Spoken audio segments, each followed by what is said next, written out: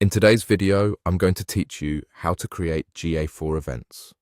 If you want to track specific user actions that aren't captured by default, custom events in Google Analytics 4 are the way to go.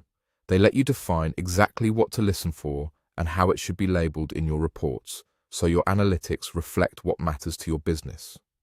Before we start, make sure you have access to the correct GA4 property with permission to edit settings. Begin by opening your Google Analytics account and navigating to the property where you want to set this up.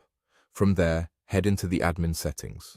You'll find this using the gear icon at the bottom of the left-hand menu.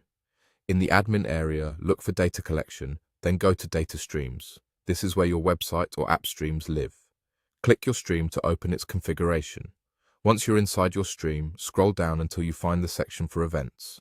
Look for the option labeled Create Custom Events and open it. This is where we'll define a new event based on conditions you choose.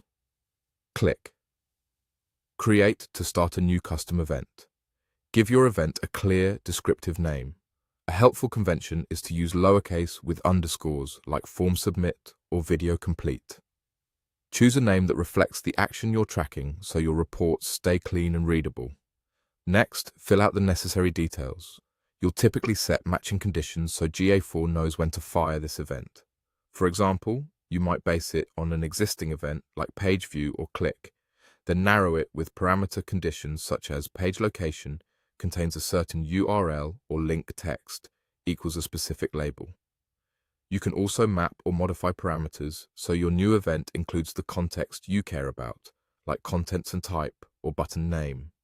Keep it concise and only include parameters you'll actually use in analysis. If there are optional toggles to copy parameters from the source event, use them when it helps preserve valuable context without extra work. When everything looks right, click Create to save your custom event. GA4 will begin listening for it from this point forward. Remember, new events aren't retroactive, so they'll populate as new data comes in. It can take some time before you see consistent numbers, and that's normal. A few tips as you wrap up.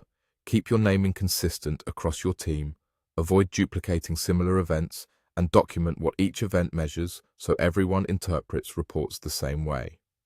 With that, you've created a custom GA4 event and laid the groundwork for more precise tracking.